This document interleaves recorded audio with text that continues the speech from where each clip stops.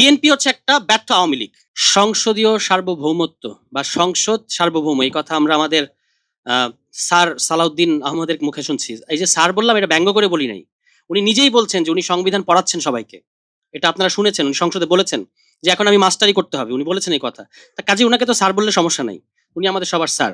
তো স্যার বলছেন সংসদ সার্বভৌম।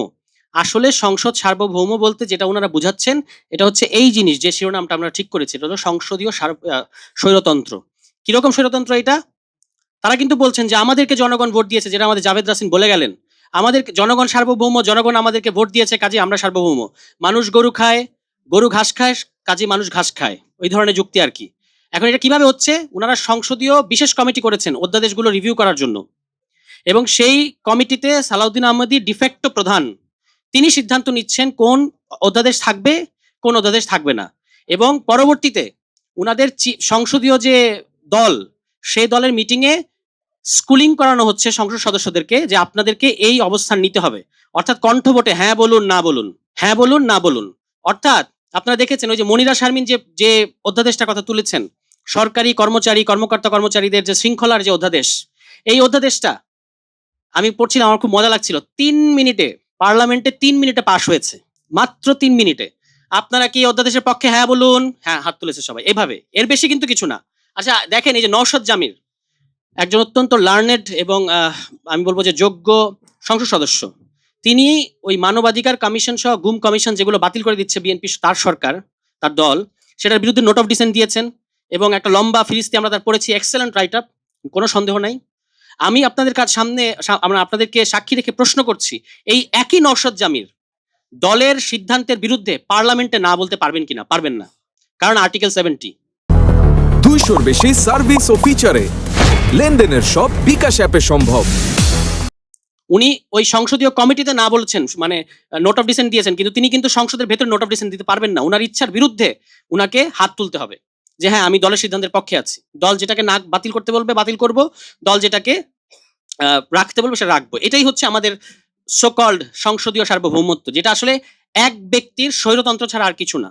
এখন সে এক ব্যক্তিটাকে নিন্দুকেরা, আমার কথা না, নিন্দুকেরা নানা ধরনের গুঞ্জন করতেছে যে সে এক ব্যক্তিটাকে। আমরা অবশ্য সংসদে শুনি বিএনপি পার্লামেন্টারি ডেমোক্রেসি অনেক ভালো বুঝে, আমরা বুঝি না, এরকম একটা কথা তাদের দিক থেকে আমরা খুব শুনতে পাই। এখন সেই বোঝাপড়াটা কিরকম? সংসদে সংসদ নেতাকে উপস্থিত রেখে আরেকজন সংসদ সদস্য তিনি বলছেন যে ইয়েস, আমি মাননীয় সংসদ সদস্যের পক্ষে, সংসদ নেতার পক্ষে বলবো। এটা উনি দম্ভের সাথে বলছেন। এই রকম একটা নজিরবিহীন দৃষ্টান্ত বাংলাদেশের পার্লামেন্টারি ডেমোক্রেসির ইতিহাসে আর কখনো আছে কিনা আমার ধারণা নাই, যে সংসদ নেতা উপস্থিত থাকা অবস্থায় সংসদ নেতার পক্ষে আরেকজন বলেন, এবং ভঙ্গিটা এরকম যে আমি সংসদ নেতার পক্ষে বলবো, এরপর যদি সংসদ নেতার বলতে মন চায় বলবে, এভাবেই কিন্তু বলেছেন। তো এইরকম একটা পার্লামেন্টারি ডেমোক্রেসি বিএনপি আমাদেরকে উপহার দিচ্ছে। আমরা বিএনপিকে অত্যন্ত ধন্যবাদ জানাতে চাই। আলোচনাটা এসেছে যে বিএনপির কিন্তু একটা ব্যারাম আছে, বিরাট ব্যারাম। আওয়ামী লীগ যে আওয়ামী লীগ হয়ে উঠলো, এরকম একটা দানব ফ্যাসিবাদী হয়ে উঠলো, এটার নানা ধরনের ব্যাখ্যা বিশ্লেষণ মানে গত 15-17 বছর ধরে হয়ে আসছে।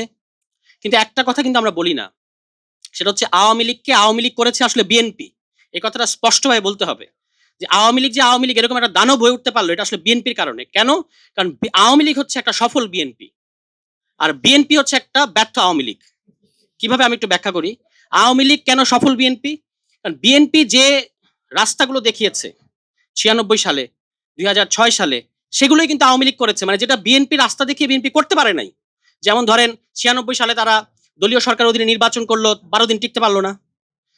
2006 সালের ওই যে বিচারপতির বয়স বাড়ানো টাড়ানো নিয়ে তত্ত্বাবধায়ক সরকার ম্যানিপুলেশন করা, সেটাও লগি বৈঠা ডেকে আনলো বাংলাদেশে, এবং আওয়ামী লীগের 17 বছর ফ্যাসিবাদ ডেকে আনলো।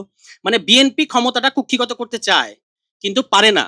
আর আওয়ামী লীগ ওই দেখানো রাস্তায়, ওই যে আওয়ামী লীগ 2008 সালে ক্ষমতায় এসে ঠিকই তত্ত্বাবধায়ক বাতিল করে দিল, আউটরাইট বাতিল করে দিল, কোনো সমস্যা হয় না আওয়ামী লীগের। সারা দেশের মানে তখন সিভিল সোসাইটি এটাকে সমর্থন জানিয়েছে। ফলে এই কারণে আমি বলছি যে আওয়ামী লীগ হচ্ছে একটি সফল বিএনপি। এখন ওই সফল বিএনপির পরিণতি কিন্তু খুব খারাপ হয়েছে, কারণ ব্যর্থ আওয়ামী লীগকে এটা মনে রাখতে হবে।